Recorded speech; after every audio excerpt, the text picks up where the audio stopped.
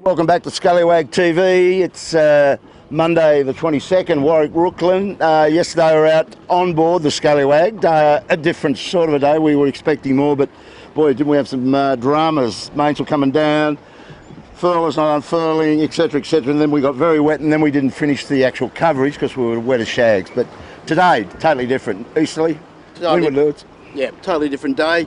Yeah, a lot of rust blowing out. I mean, just to recap, they had a mammoth task just getting the boat here to this regatta in some sort of racing shape. They were still working on getting the canting keel and the hydraulics, the calibration sorted out. As you said, problem with the lock. I think it was a bit more human error there. But the boys, well, I mean, it's not as good a preparation as what Wild Oats. That's the opposition for them. But hopefully today we're going to see the Scallywag straight lining it, lighter breeze. We should get a fair test today between these two boats through the water speed.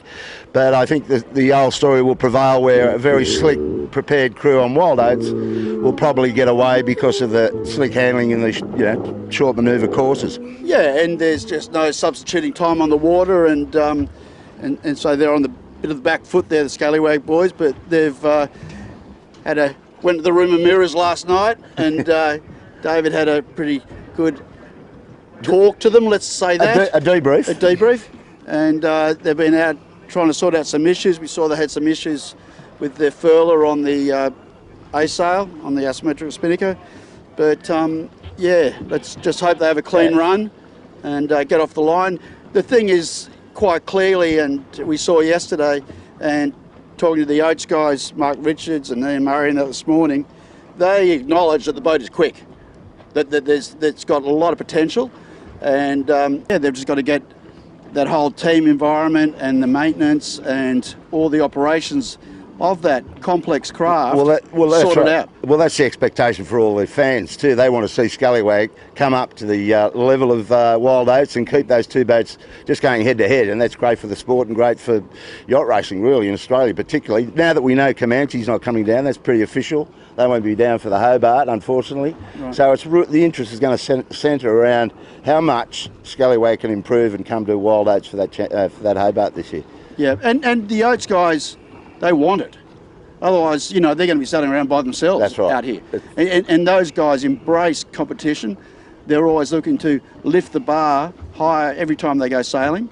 And that's where the bar is. Well, the fans are going to see that today in front of them, where we've got two windward lure courses. We're out here in a little chase boat. We're going to try and set the boat up so we're not rolling around too much and we don't use the power so you can hear what we're saying. But yeah, we'll do the start, we'll do the first crosses, we'll do the mark roundings, and we'll try and get two races on one video, and that will go up this evening sometime. Yeah. So anyway, well, let's come back. We'll shut it down here and we'll come back into the pre-start and see those two go head to head again. That's the best part. Back to you then.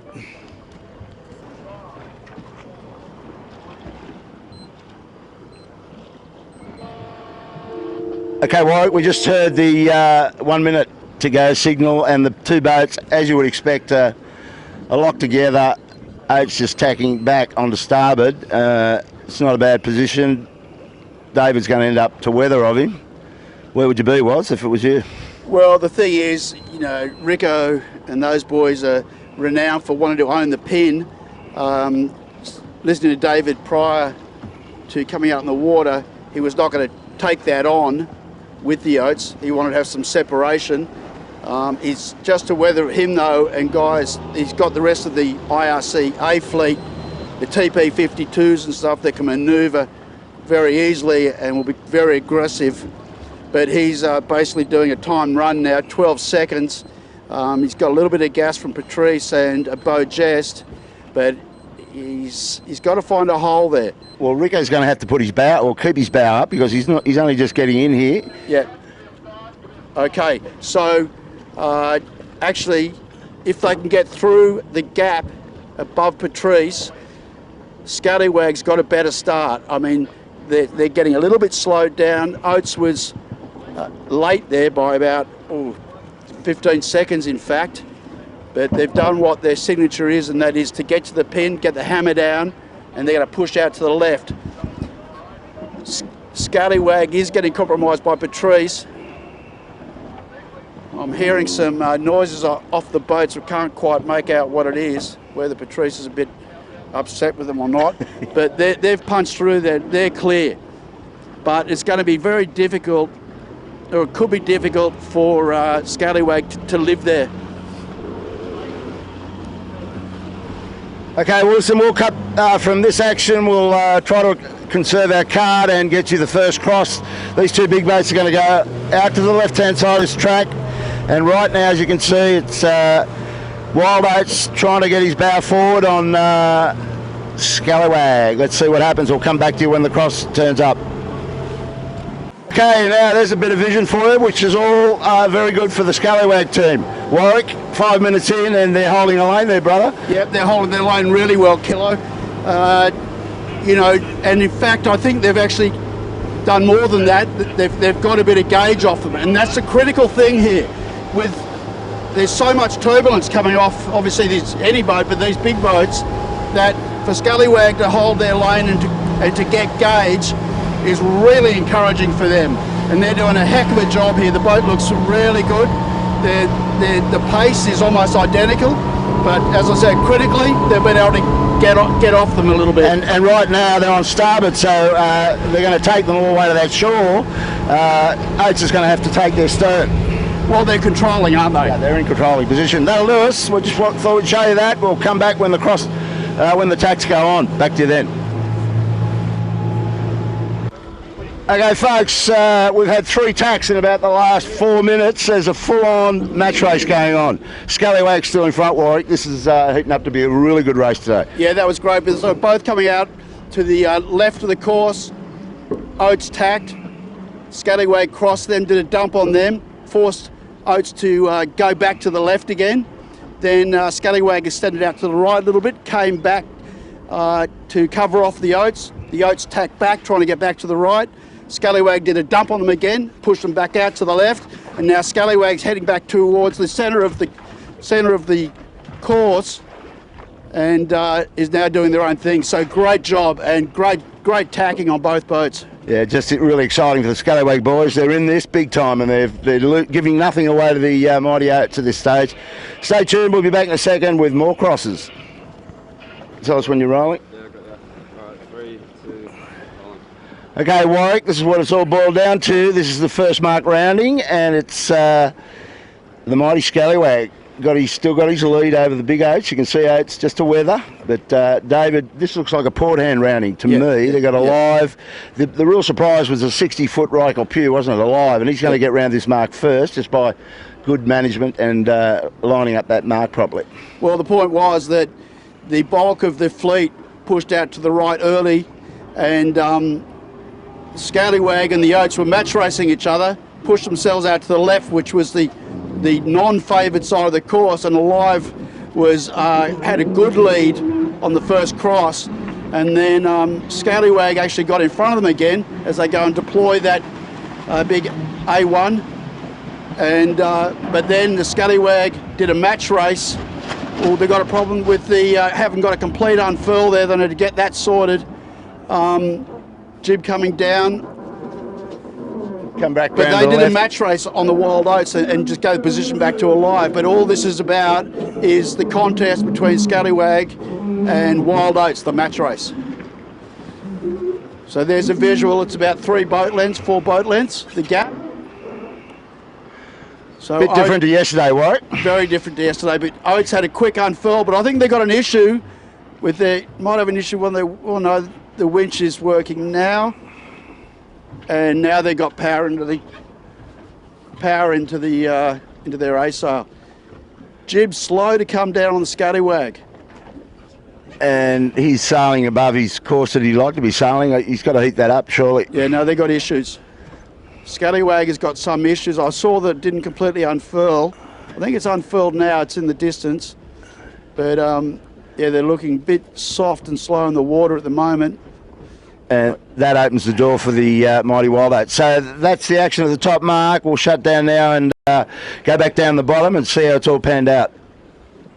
Okay, folks, we're down at the bottom turn mark, leeward end of the course, and the race just getting better now for the Scallywag, was it? And Wild Oats got another job to do to get in here. Correct. They've extended. We've been racing now for nearly 40 minutes. Scallywag pushed out to the left, looking upwind further than the Oats. The Oats jibe first, and they've done it. They've extended their lead. Oats the Scallywag's going to the right-hand mark, looking upwind, which is the favoured one that I see. And the Oats will probably won't do another jibe, and will probably go to the other end and split. Breeze has gone soft, Kilo, so Scallywag's done well to do that in this lighter air. Matt Humphries possibly picked the angle? Yeah, well Matt will have the tablet out and have all the ley lines, but that was just Oats pushing out to the other side, but very soft. Well, they've got to do an in and jibe and get that away unless they're going to go to this other mark. Maybe they'll do that to get a split. David's coming back to protect the gauge that he wants off this boat. Correct. And like we're over 30 seconds now and Oats hasn't hit the mark yet. So what's Oats going to do? Are they going to go to the left? I would be if I was them. Keep the pace on, just go power it up, back on. I think they're going for the jibe, Kilo. Ooh. They're coming around for the jibe. It's the right was favoured. The right is favoured upwind, and as you said, Scallywag putting an attack to protect. And the right favoured upwind big time. We saw that with Alive. And a bit of an issue here with the front sail and the A-sail, the furled A-sail's got tangled up in it. And also too, they've got had an inner forestay there, so that's helping. And we don't see that very often. We do not. They're bareheaded so they still right now. haven't got a jib. So more advantage Scallywag. Okay, now they're unfurling that. So David Witt always believed that the old Ragamuffin 100 had some potential, and didn't get a great chance to prove that. He got second down to Hobart but that was because there were some retirements. He had to fight for that. As you recall, there was the Rambler 88 he had to put away right at the death, but he did it and he got a second. So this is the first time they've come together. Yeah, and they're doing a good job. And if Scallywag can hang on for one more lap, that'll be the first time they've defeated the Mighty Oats. So now Scallywag doing a cover tack, going back to cover off on the Oats, who was pushing out at the right, but they've extended further than with those problems that the Oats had. So it's all looking good, Kilo. Yeah, my word, it's getting soft though. That's the only issue, but I can't see it completely disappearing. We'll come back to you up at the top turn mark and see what happened on the way up.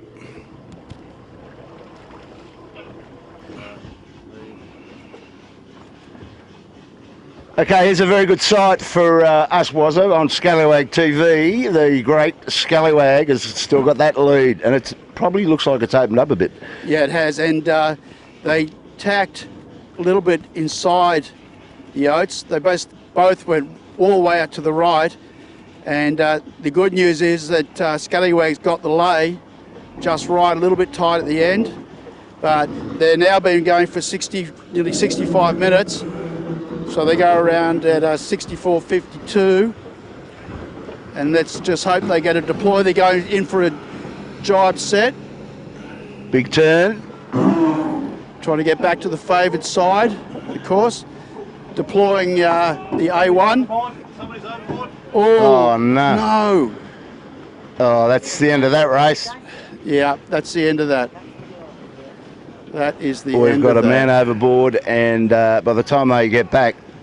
Yeah, we've got to go down and get them.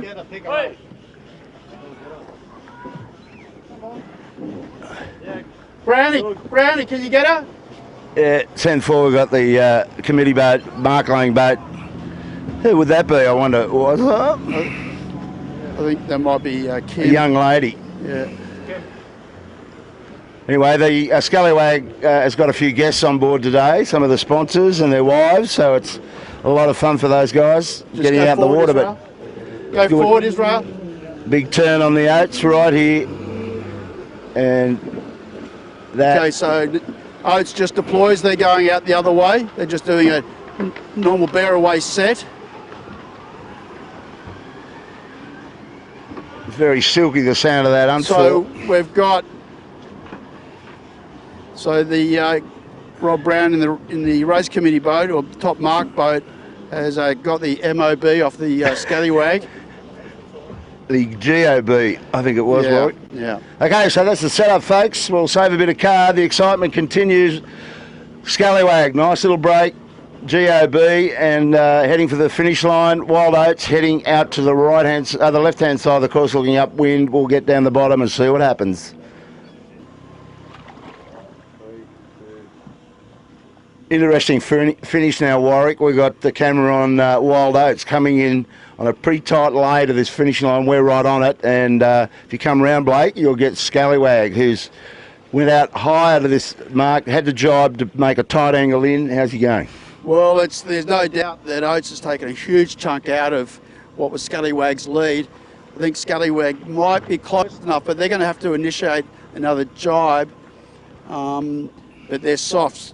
They're both soft, but yeah, definitely it's almost bow on bow. But I think Scallywag's got enough here. They're closer to the committee boat, and they'll be able to do a dial down and just nip the Oats across the line. But it's going to be really tight, racing for 52 minutes now. They had a couple of minute lead at the top mark, and certainly that has been whittled down to, it's going to be a few seconds.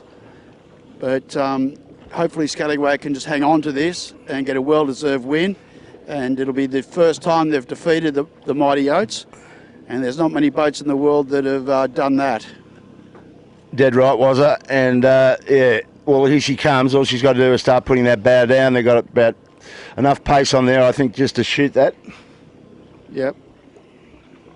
And Oates getting closer and closer on Port Jibe. Yep. So now Scallywag is basically windward of the committee boat. They've just got to get a little bit further and just do that dial down. They can't do it yet. Gosh. And we're just about on the line. And look at the Oats coming around to the left, Blake. Oats coming in really hot. Okay, we're right on the transit of the pin. And there you go. Well done, Scallywag. Great victory to the Scallywag. And look at that. It's half a boat length in it after 54 minutes of racing. That's pretty awesome. A bit like an 18-foot skiff race on Sydney Harbour, was it, that one? That finish? Yeah. So, no, that's really good. So, well done to those boys, and both boats sailing really well. So that's the end of the first race on today, Monday, the 22nd. So we'll come back to you when we get close to a start. There's another race. I hope the breeze comes back in. It's pretty soft down here, as you can see. So Scallywag TV over and out at this point in time.